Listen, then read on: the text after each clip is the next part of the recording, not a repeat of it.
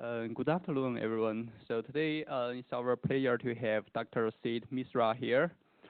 Sid received his PhD from University of Michigan. He's currently a technologist and NASA Jet Propulsion Laboratory. He was a research engineer with the Space Physics Research Laboratory, University of Michigan, and a research assistant with the Danish National Space Center, Technical University of Denmark. He was also with the Space Application Center, an Indian space research organization. His research interests include radio frequency interference, algorithm development and mitigation, microwave radiometer system development and calibration. He was on the calibration team of the Aquarius radiometer and was the instrument scientist on the RACE mission. He is currently a science team member on the soil moisture active passive mission and calibration team for the Jupiter observing Julo microwave radiometer. He's also the JPL lead for the CubeRRT mission and instrument manager for the Pulse airborne system. He is currently editor-in-chief of the IEEE Geoscience and Remote Sensing Society e-newsletter. He is a former chair of frequency allocation in Remote Sensing Technical Committee for IEEE GAS. He is an associate editor for the Geoscience and Remote Sensing Letters, and he received a JPL Early Career Award in 2016 and a NASA Early Career Public Achievement Award in 2017. He has also received 5 NASA Group Achievement Awards, and he is a recipient of IGAS 2006 Symposium Prize Paper Award and 2009 IEEE GAS Mikilo Takagi Award and the 2012 IEEE TGAS Best Reviewer Award. Let's welcome Dr. Misra. Thank you very much, John. Thank you guys for coming in. I'm glad there's pizza, so if the talk's too boring, at least there's more pizza at the back. So from John's introduction, you saw I've worked on a lot of stuff, but there are 2 common themes in those: radiometry and radio frequency interference. And today's talk is specifically about CubeRRT, which is a CubeSat radiometer sent up to validate technology with respect to radio frequency interference detection and filtering. We very recently just did our first ever space-borne demonstration of real-time interference mitigation on board. Obviously, since this is a space-borne mission, I am not the only person who worked on it. There was a fairly large team, even for a CubeSat, that worked on it. I'm not going to go through the names, but I did want to point out Professor Joel Johnson from Ohio State University. He is the PI of CubeRRT with partnerships between Ohio State, Goddard, NASA Goddard, JPL, and Blue Canyon Technology. So this is a chart that our sponsors love, and we show it every time. I have it up here on the first slide just to give a very quick introduction to what CubeRRT actually is, and then I'll step back and go more on the introduction thing. So if you don't understand everything here, don't worry about it. I'll talk about it again later. But basically, CubeRRT is there to, this is the CubeSat CubeRRT with a radiometer front end and a digital back end. And our job was to demonstrate that we can take in thermal emission signals in microwave or radiometer, clean it up from radio frequency interference, which are these man-made signals, your communication signals, your cell towers, your GPS signals, clean them up over a wide bandwidth, so 1 gigahertz, in real time. So basically, the whole mission was to demonstrate this back-end digital technology which can clean, filter data in real time operating from 6 to 40 gigahertz. The microwave front-end radiometer was operating from 6 to 40 gigahertz. We built on a lot of heritage to do this. We launched from the ISS at a 400-kilometer orbit. Since it's a CubeSat, we're power limited, so we stayed on 25% duty cycle. And we are almost about to end our on-orbit operations this July. And I'll go through this somewhere later in the slide. But this is just to give you a quick intro. And again, the PI is Joel Johnson from Ohio State. So I wasn't quite sure on the audience here. I apologize. Many of you probably already know what microwave radiometers are. For those few who don't, I figured I'd give a couple of slides introducing them. So this was the first mission that I worked on when I joined JPL. It was called Aquarius. It was launched in 2007. It unfortunately, one of its attitude control systems, actually both of its attitude control systems, it's the main one and the redundant one, died in 2011.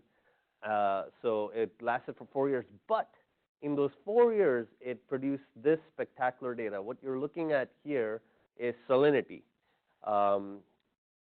from a remote sensing satellite at 1.4 gigahertz. And this is, in my opinion, one of the best examples of what passive microwave radiometry can do. Salinity is not an easy signature to get.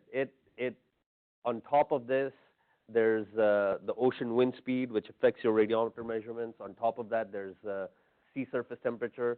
So salinity is this third-order signal, very minor, very minute. And Aquarius managed to parse that signal out, and we got the spectacular data set. There's an example. This data set was basically produced within 8 days of orbit. There's an example which I haven't shown here where 100 years of ship data before that could only reproduce 10% of this data between ship tracks, and Aquarius did this within 8 days. So this is a good example of what passive microwave sensing can do. This is basically a black body of Earth at 255 Kelvin, so which is why most of our emissions are at infrared. If you were to do the same curve for sun, it would be somewhere over here, where most of the emissions would be around visible. So what we basically do is we measure somewhere down here in the microwave regime, where we look at the natural emissions from Earth in microwave, or another way to put it is how hot is the Earth when looking at it through microwave filter. And that's a good example of going from visible to infrared to microwave. And you can see different geophysical parameters. So how do we do that? Well, there are two ways of doing that. One is a radar, where you obviously actively ping a microwave signal. It bounces, it scatters back, and you measure the ratio of the transmitted signal to the received signal. That gives you a lot of information of the scene from which the scattering occurred. What radiometers do is, that's the key word here, they passively listen. They're just like radios. They don't send out a transmit signal. They don't measure through the noise. They literally measure the noise. It's how warm the Earth is or the atmosphere is. It's all generating its own Gaussian random noise, and that's what we're measuring. And that Gaussianity, the power of that noise has some geophysical signal hidden behind it. So usually variants of this formula that is used in radiometry, where this is the physical temperature of your surface multiplied by some sort of emissivity, which is dependent on a geophysical parameter, and the brightness temperature at microwave is what's measured by a radiometer. So we take this, take out the surface temperature, and you get emissivity. And once you get emissivity, you can then start guessing what salinity is, or what soil moisture is, or what precipitation is, or what water vapor is, or stuff like that. Just like radios, though, radiometers actually technology-wise haven't actually progressed that far. It's a very simple instrument. It's a bunch of amplifiers with front-end calibration that you just amplify the noise. As John can tell you, the hard part is the calibration. It's where most of us earn our paycheck. So now we're getting into closer into CubeRRT territory. So what is the consequence of having an instrument that is so high precision and that can measure really, really down into the noise? Well, the problem is if you can measure natural thermal emissions, basically the noise, that also means any minute man-made signal will also come to your radiometer, and you will also be sensitive to it. In fact, you will not only be sensitive to it, you will probably be overwhelmed by that signal. And this is a great example. This is not made by me. This is made by a European mission, SMAS, the SMAS team. But I love putting this example. This is Japan from 3rd September 2011 to 2nd December 2011, so a couple of months. And you see this nice natural thermal emission. This is at 1.4 gigahertz. It's what we're basically doing at 1.4 gigahertz. If you're not measuring salinity, you're measuring soil moisture. And we're measuring these, there's these little spots which are basically cities. But then suddenly you look and most of Japan, and I have another plot that shows eventually this whole of Japan is red. And that's basically because Japanese cable company decided to upgrade their instrument for their customers, put in a cable box where the IF frequency is at the same frequency as our satellite up in space, and that's it. That frequency is seen by us, and we can never do soil moisture measurements or even salinity measurements around Japan anymore, because the whole country basically has it. So radio frequency interference, RFI, you'll hear me say that a lot in this talk, is the big issue here. Having such a high precision instrument causes that. This is also SMAS. This just gives you a global picture, also made by the SMAS team. You can see I'm stealing a lot of stuff from the SMAS team, but they just show stuff so well. You can look at these little RFI sources all over the place. You can see where generally there are war zones. There's a lot of RFI. Look at Japan, that just lit up from 2010 to 2011, and that's the way Japan is going to be from now. China's pretty terrible. United States at L-band is actually very, very nice. Australia is spectacular, but Europe is pretty bad. This doesn't actually even show how bad it is. I have other plots where it's horrible. So what does this mean? It means that if I wanted to do science in northern India, over most of China, over Japan, over Europe, I would have a hard time doing that. Radiometers can't see through this kind of bright noise. Just imagine it's a dark night and you're out for a walk, and then some car comes in with their headlights completely on. You can't see anything beyond the headlights. That is exactly what a radiometer goes through.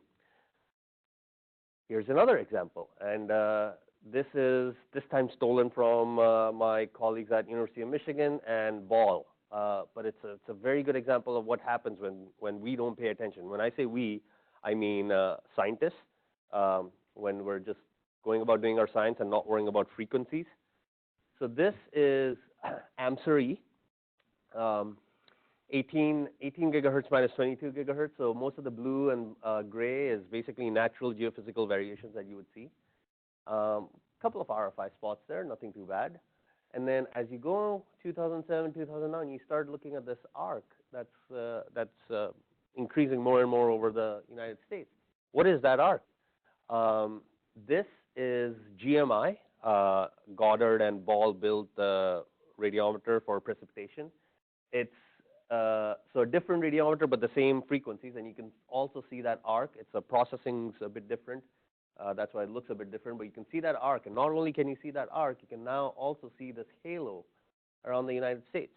Well, what that is direct TV, geostationary direct TV cable that's at a complementary angle to our remote sensing satellites. And basically, direct TV is illuminating the whole of the United States all the time because we have to have our cable. And the consequence of that is we now have corrupted science measurements around the coastline. This is when snow is there, so there's a lot more reflection coming off the ground. Europe doesn't have that problem. Europe has different problems. Europe has laxer regulations at those frequencies, so they just have these spots here and there at those frequencies. So you could see this is the consequence of having a radiometer that's such a high precision instrument that you start seeing these things which a radar wouldn't care about, for example. So this is a very boring chart, but the reason I have it here is this is the FCC's spectrum allocation chart. So the x-axis in this is frequencies, and in each frequency bin there are these words. For example, this says broadcasting here, this is aeronautical navigation here. Anything that's orange or yellow has been allocated for Earth exploration, remote sensing. You can see there's not a lot of orange or yellow. There's one over here, a couple over here, but they're shared. You'll notice that in the same band there are other frequency bins. The one I was showing you is at, I believe, this one right here. So the long story short of this is very few bands are allocated for just science. In fact, less than a couple of percent. Most of it's for communication, broadcasting, GPS, maritime navigation, all of these other things. They're important. They're important in their own way. So I'm not saying we should get rid of them. But the point is, when you have two broadcasting channels right next to your science channel, and if they have bad filters, they start bleeding into your channels, and your science suffers, as I showed you in the previous plots. This is another example from 6 gigahertz to 40 gigahertz. It's basically that chart I took, and I took out all the colors. Anything yellow or green is allocated for science, between 6 to 40 gigahertz. Anything red is not. So you could see how very few channels we have for science. These are all the missions that operate at some of these bands, and you can see they basically pick the clean bands as much as they can. These curves here are basically different types of geophysical signature sensitivity to them, and you can see there's a lot of science that we just can't do. For example, there's this whole region between 24 and 32 we can't because there are other spectra there. So it's already pretty limited, and then stuff like this happens. This is an article from 3 years ago. The FCC basically sold 50 megahertz, just 50 megahertz of bandwidth for $45 billion to telecom companies. On the other side, you do not have NASA bidding for $45 billion or NOAA or any other science institution. So we can guess sooner or later who's going to win. Here's another very recent example. This is from March 16th. The FCC is auctioning off wireless spectrum data at 24 gigahertz, which is used by, well, ATMS for weather prediction.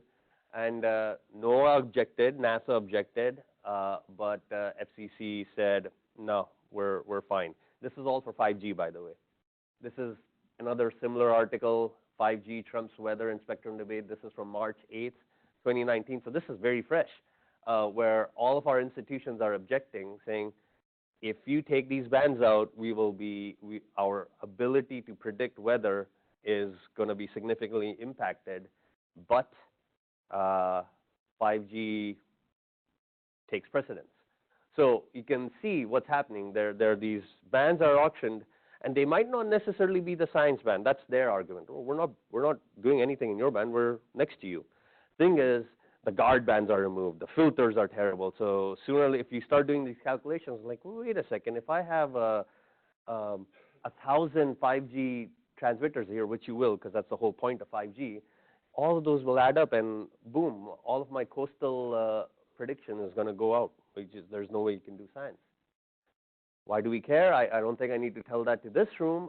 This is from National Academy's report, Earth Science and Applications from Space. It's about weather prediction skills, and I've basically pointed out where microwave measurements are used. One of the highest skills, that's AMSU-A. ATMS is coming up there soon. Basically, we have 25% skill, contribute 25% of skill in forecasting. Those go away, our forecasting skills go away. So what are we doing about this? So I showed you SMOS, which was a European mission. This is SMAP, soil moisture active passive. This slide is from a colleague at NASA Goddard, just down the road.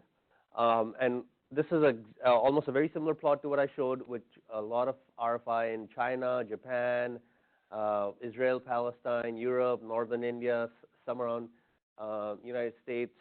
What SMAP did was, and this is where the technology part is coming in, they were the first mission to actively, aggressively pursue an RFI detection technology or scheme or algorithm on their mission. So they actually implemented something on their radiometer that measures these statistical moments or higher order statistics off your incoming signal, and use that to clean out interference. And you can see that works pretty well. It doesn't do a shabby job. You'll still see that we can't do anything about Japan. This doesn't clean up data, it only detects data. So that data is still gone. It's just filtered a lot less. So there are certain regions of China you just can't do anything. Japan, you can't do anything. I believe that's Moscow. Can't do anything. But this was a start. This is at least all right. We can try our best. It's still not ideal. We'll still lose data, but we can at least try our best. What they did was they used one of these algorithms called the Kurtosis Algorithm. It was actually my PhD thesis back in the day, where a normal signal coming, a natural thermal emission, would be Gaussian in nature, and a man-made signal is typically, well, non-Gaussian. And if you calculate the statistics of it, you'll find it's a very simple algorithm that for a Gaussian signal, kurtosis is typically 3. Man-made signal, it's typically not 3. And you calculate the higher order moments, and if it's 3, you keep it. If it's not 3, you take it out. So that's what SMAP did, and then that's what CubeRRT wants to do. So SMAP basically did a statistical algorithm. They did a spectral algorithm. They split their signal into 16 channels so that they can do cross frequency. They have all poles, first, second, third, fourth Stokes. So they did a polarimetric algorithm.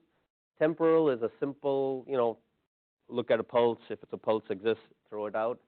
Spatial, they did the combination of that. So they basically did the holy grail of all 5 algorithms in SMAP. And we wanted to do the exact same thing for CubeRRT. Well, what's the problem? Well, so SMAP did it. Why can't we do it for CubeRRT? Problem is low frequency versus high frequency. SMAP is a 24 megahertz bandwidth at 1.4 gigahertz center frequency, so very small bandwidth. If we start talking about the JSON series or AMSU or AMSR or ATMS or all those radiometers that exist in higher frequency bands from 6 gigahertz onwards, their bandwidths are also larger.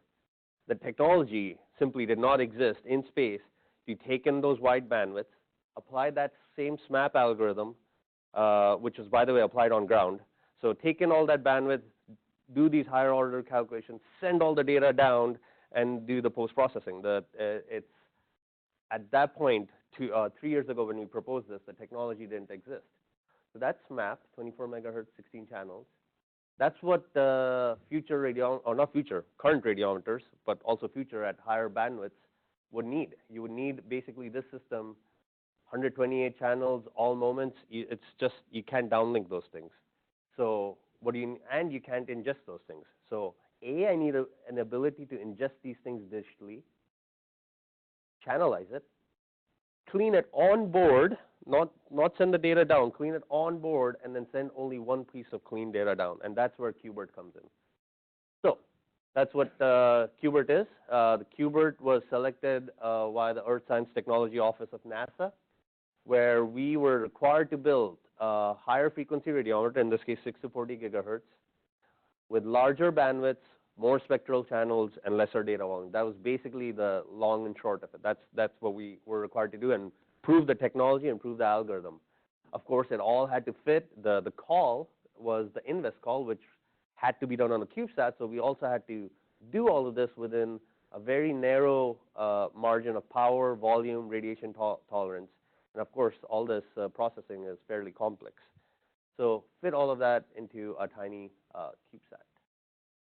These are the mission specs for CubeRRT, 6040 gigahertz, circularly polarized, launched from the ISS at 400 kilometers. A fairly good spatial resolution at the higher frequency, not so good at the lower frequency. Didn't matter for, I wouldn't use CubeRRT for science, it's for technology validation, so spatial resolution didn't matter that much here. As you can see, the antenna gain wasn't that high. This is basically what was implemented, kurtosis and cross-frequency detection algorithms over 128 channels.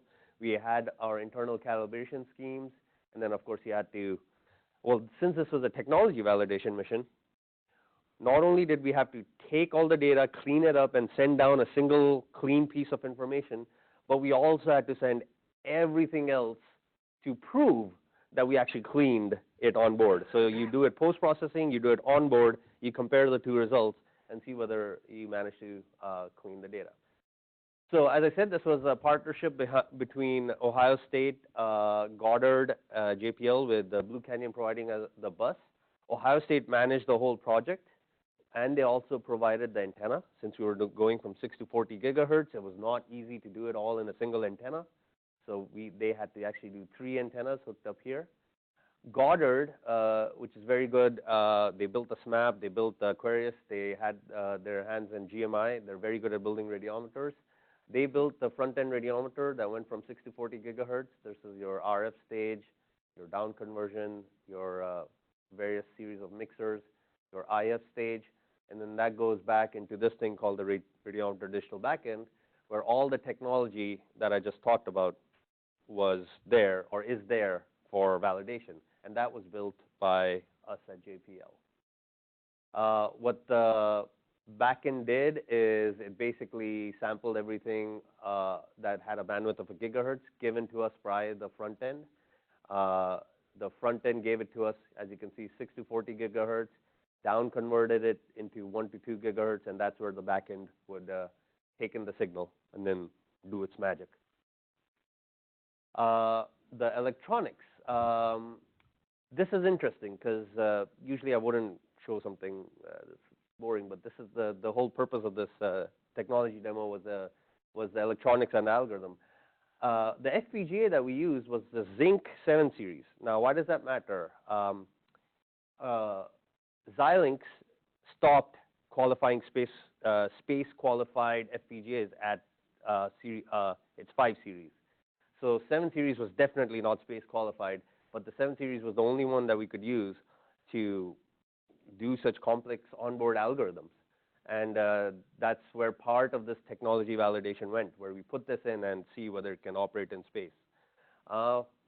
We used an ADC. This is important for CubeSats, fairly light, fairly low power consumption, fairly low volume, and a gigahertz bandwidth and 8 bits going in. This is the digital backend. As I said, this is where the magic happens, 5 inches by 4 inches. Well, on top, on both pictures is actually very boring. It's just a power board, but all the magic happens in the middle where the FPGA resides. And it had a lot of jobs. It had to implement multiple RFI algorithms. It had to do the onboard RFI mitigation. It had to compress the data, because as I said, we had to send everything down. So we had to have onboard compression schemes. RFI gain flattening, which is interesting.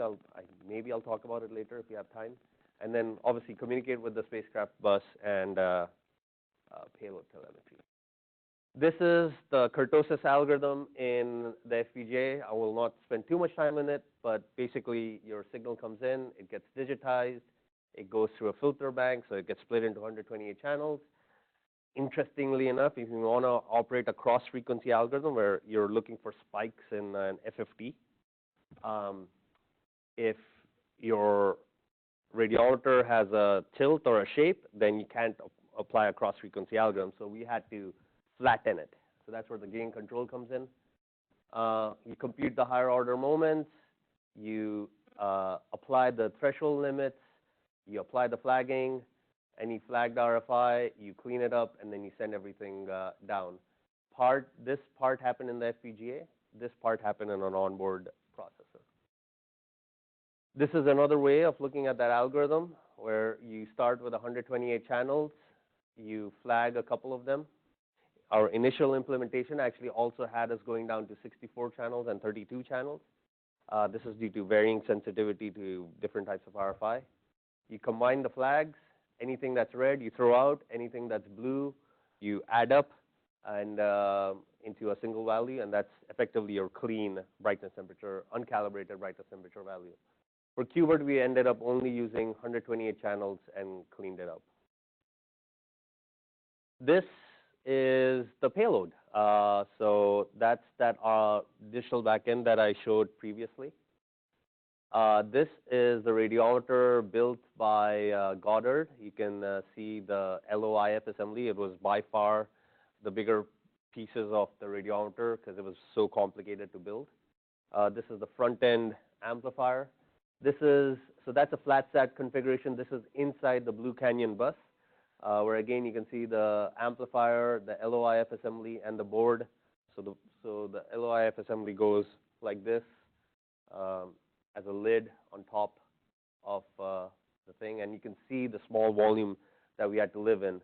And then this is with the antenna deployed on lab, just to see. That too is a whole separate talk by itself by folks from Ohio State. It was not that easy to do this mechanism where it deploys and then gets connected to the radiometer. So there's a fairly complicated system built by Goddard here, Ohio State here, and JPL over there, Blue Canyon bus.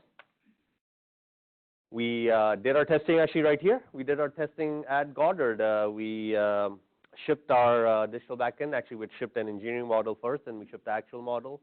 October 2017, 1.5 years ago, basically. We did end-to-end radiometry measurements. You know, we looked at cold loads, hot loads, calibrated the gain, calibrated the passband, had to implement a passband flattening scheme.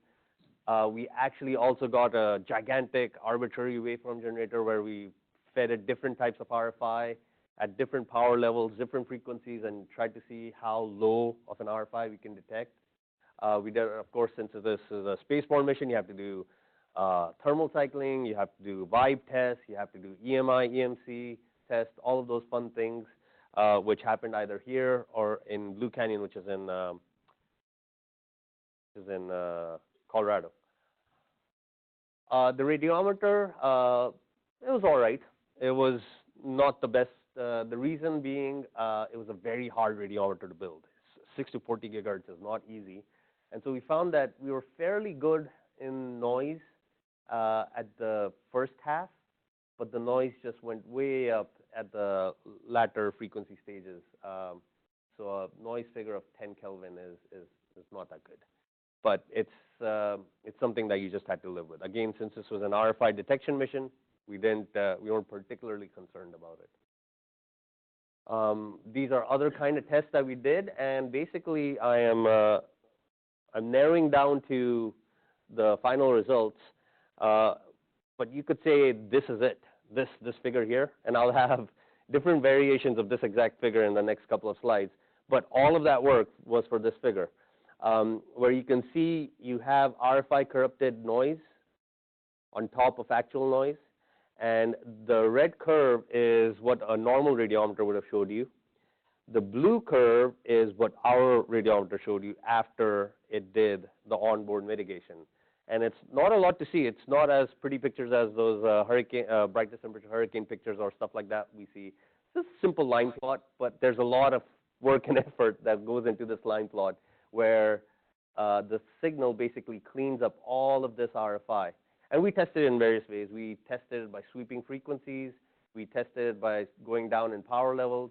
We found out that we can filter out RFI to twice the NE delta T, or twice the noise level of the radiometer.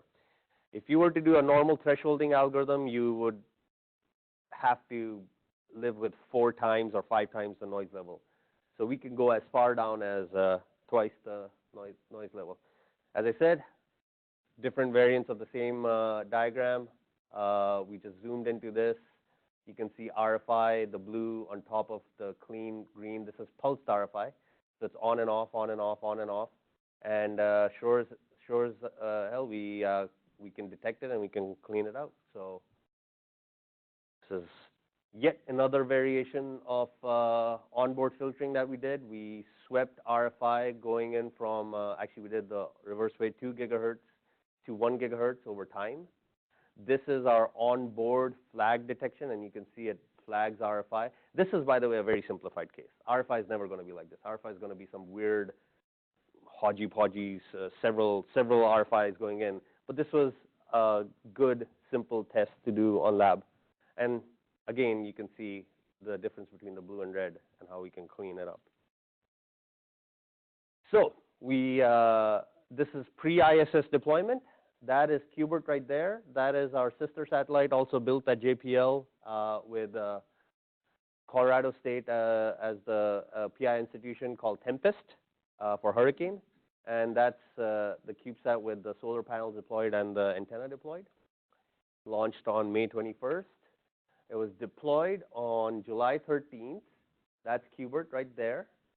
That is Tempest that I just showed to you. And it's not part of the talk, but I'm pretty sure some of you would be wondering why are there solar panels deployed. It wasn't supposed to be deployed. So as soon as they got out of the cabin, their solar panels started flapping like this. So when they got installed, someone had accidentally pushed the release mechanism, and it was basically ready to go. Technically, what's supposed to happen is you're supposed to get 45 minutes away from the ISS before deploying for safety reasons. So anyway, but that's Tempest. CubeRRT was minding its own business. And this is it. This is, again, sorry, it's a line plot, but a lot of work went into it. This is our onboard detection, where you can see the blue shows RFI corrupted signal. We sent all the data down, and on ground processing, which is the black curve, we cleaned up the data. And the red curve, which is basically below the black curve, is onboard RFI filter data. And in a true radiometer, if this were working, we wouldn't send everything down. We just send that down, basically saving 99% of downlink data. This is what happens onboard.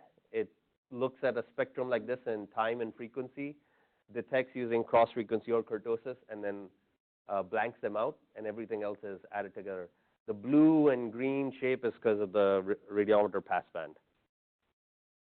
So I believe those are the last 2 slides. So where do we stand now? Late in 2018, an RF anomaly was observed. A power supply unit latched up. So if you remember the block diagram, there was the radiometer at the front end and the digital backend at the back end.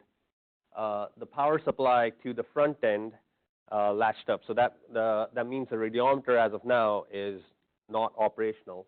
Well, the radiometer is operational, but the power supply to it isn't. So the digital backend is on a separate power supply.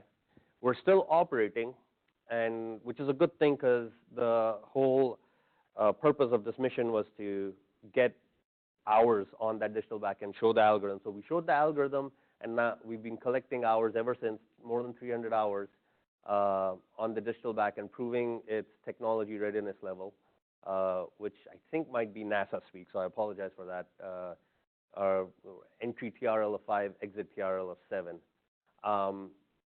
We also, for a month, lost communication due to an operating system issue. And if someone's interested after this talk, I can tell you how we recovered. It's an interesting story. And the last bullet point is one of the reasons I love working at a place like NASA, because we use terms like Phoenix maneuvers. So CubeRRT is, I believe in 2 weeks, going to undertake a risky maneuver called the Phoenix maneuver, where we point away from the sun, turn everything up in the payload, everything that's still operational, go into an eclipse, and as we're going into eclipse, turn on our reaction wheels, which will basically spike up everything, drain the battery since we're not pointed towards the sun, and hopefully that should either clear the latch up or kill us. So that's why it's called the Phoenix maneuver. That will happen in 2 weeks. I can tell John how it went, and he can update you guys, because I'm pretty sure you guys would love to know what happened. Where do we go from here? So we're basically achieved our prime goal for the mission, which is why we are so bold to do something like a Phoenix maneuver. We've demonstrated the technology. We do need this technology to be able to deal with RFI. It's a dire need right now with the way spectrum allocation is going. But what I didn't talk about in this talk is the whole technology demonstration wasn't just for RFI. RFI was our guiding principle, our requirements, our level 1, level 2 requirements. But in building this, we have now the capability of implementing very advanced algorithms on board, on your satellite, depending on the science requirements, where you can do stuff like onboard compression. Software-defined radiometers. This is, let me give you an example. If you're doing atmospheric sounding, and most of the time there's nothing, so I would like to have wide bandwidth spectra. But now there's a cloud or a planetary boundary layer or something that I need very high resolution only in this part. We can do that now.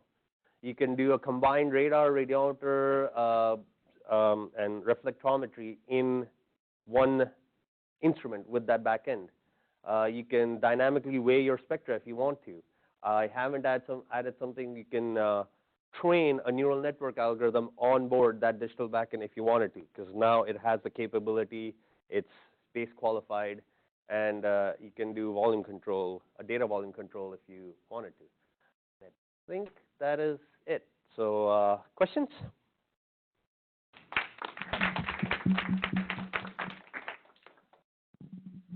You go back to slides showing the RFI corrupted signal and the mitigated signal, that line. I believe in the third slide from the end. Yeah, that one. Yeah, this one.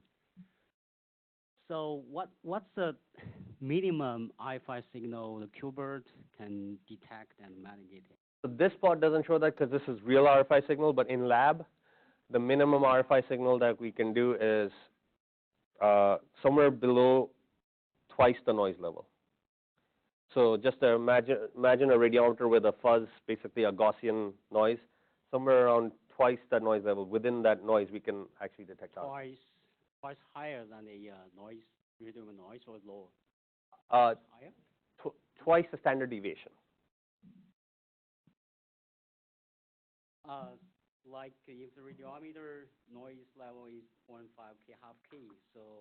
If the radiometer noise is half K, for certain types of RFI, we can detect RFI at half K. I say the certain types because the algorithms are sensitive to certain types, but in general, it'd be 1 K.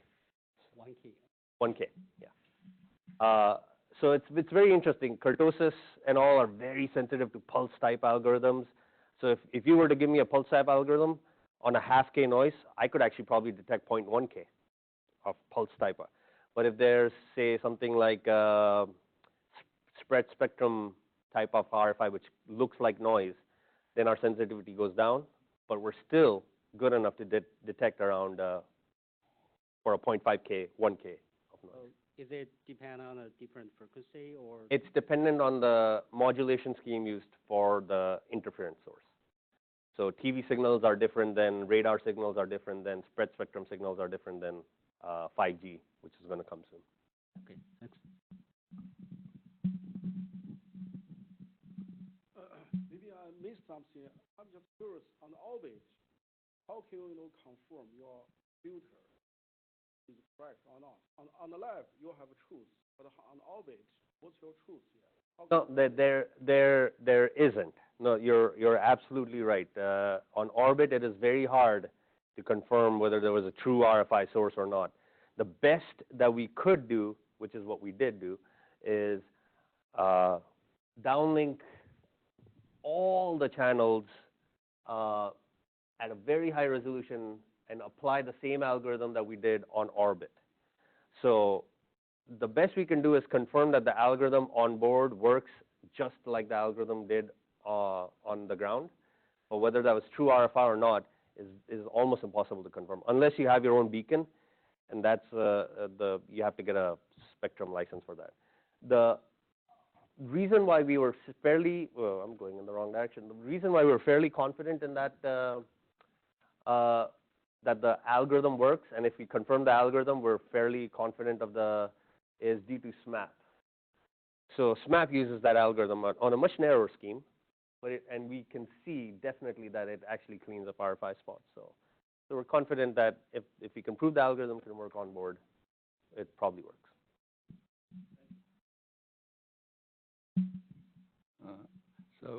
For how many data point you need for time to do this? That's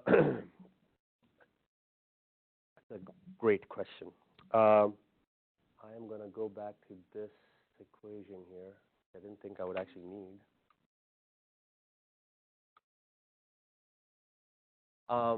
So we calculate kurtosis, which means we get in the signal, calculate its fourth moment, square of the second moment. It's, as you can see, an expectation operator. So we're taking in signal and we're taking an average of it. I'm assuming you're asking how many points do we need to take an average. So in this case, we integrated 100 milliseconds. So that about amounted to 700,000 raw samples, sampled at 2 gigasamples per second. There is a very direct way of knowing how many samples you need, the noise. So samples dictate how noisy this thing is, K. So it's technically K plus or minus some standard deviation.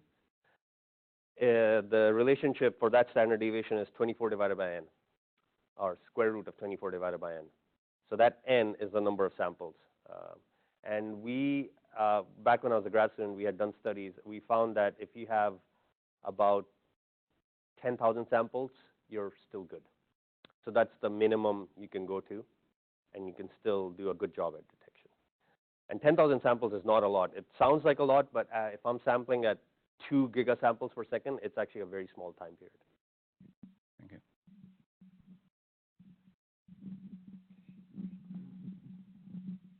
So this has nothing to do with the hardware. I'm just curious, what do you do with the clean data that you send down? Do you do science with it? Oh, right now with CubeRRT, you mean? Yeah. No, because we don't do science with it, because A, our footprints were huge, and then B, as I said, eventually the radiometer died. So at this point, there's just the backend.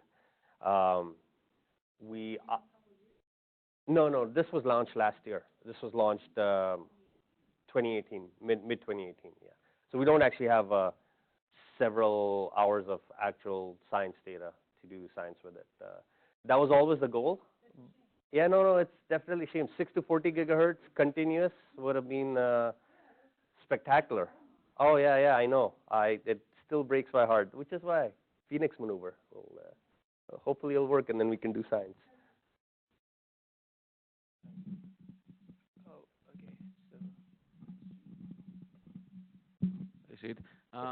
So, just want to clarify: the technique is just for detecting, right? Not cleaning. It's just detecting the RFI, right? No, it's for detecting and filtering. And I know I've used the word mitigation here a couple of times. I apologize for that.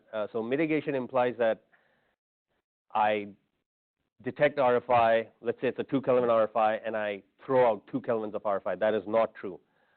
I detect RFI and filter out the RFI, and whatever's left over is left over. Mm-hmm. So there, again, I'm going back in the wrong direction. So it's detection and filtering, not detection and estimation. So the reason why that is important, and I've been dinged by colleagues in Europe, is, for example, this Japan RFI, which you don't see right now. If it were detection and estimation, we wouldn't care. Oh, Japan's full of RFI. Clean it up. You got the data back. Not true. 100% of the data is corrupted, it's lost. Even if 90% of the data is corrupted, it's lost because that 10% is now contributing to your noise. Your noise has now increased by a factor of square root of 9, stuff like that. So it's only, thanks for asking that question. It's only filtering. Yeah. Thank you. So just on this slide, since you're already here, when you play this movie, there were big pulses that would occasionally cover the entire continent. So I'm just curious, what, like Europe, you see now it's blinking. So what is that? And then the question, you didn't talk much about limitations. What are your biggest challenges? What's the price of this? How you hop on a mission? Are there any limitations? Okay. First question, why you sort of see this big, gigantic, spread out halo effect. There are two reasons for that. For a normal radiometer like SMAP, if I am, this is MOS, if I'm looking at a main beam which 40-kilometer footprint, I actually also have RFI coming in from my side lobes of my antenna. So even though I am looking at a source, stuff is coming from the side, which is, if you reverse it, that's what the halo looks like. It's particularly worse on SMOS, because SMOS is an interferometric mission, which means it actually has a gigantic footprint that, just like our very large baselines that look up in the sky, it's the reverse looking down. Two antennas working together to get one scene. So it has a gigantic footprint, which means it sees the whole of Europe, but its resolution is very fine. But the problem is if there's an RFI somewhere over there, the whole scene is affected, which is why it looks like this halo. So that was the answer to that. The second, limitations. Limitations is basically aversion to risk. NASA, I cannot speak for, actually NOAA too, you get $300, $400, $500 million, all right, go and launch this weather satellite up there. You've been building this for several years. You almost do not want to do anything different from your previous build. So the limitation on this is new technology as pushed by NASA. You're taking a risk by putting a new technology as opposed to a good old school voltage detector, a diode detector on your radiometer.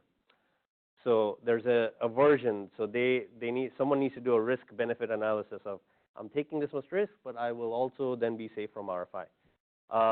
Price-wise, no. I mean, this was done on a CubeSat.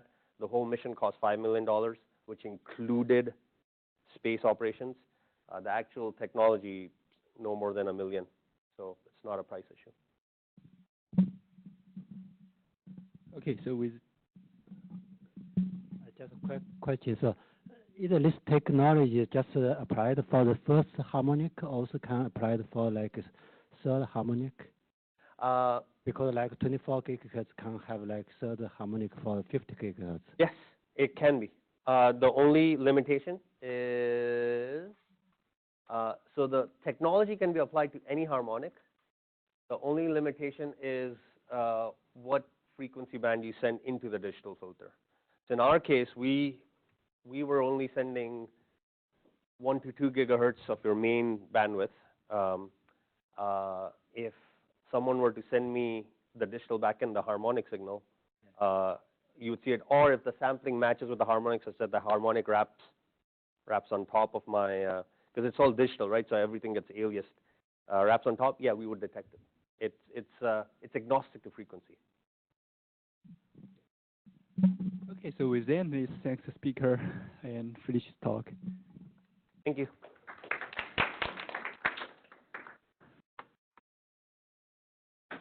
All right. Thank you very much for inviting me.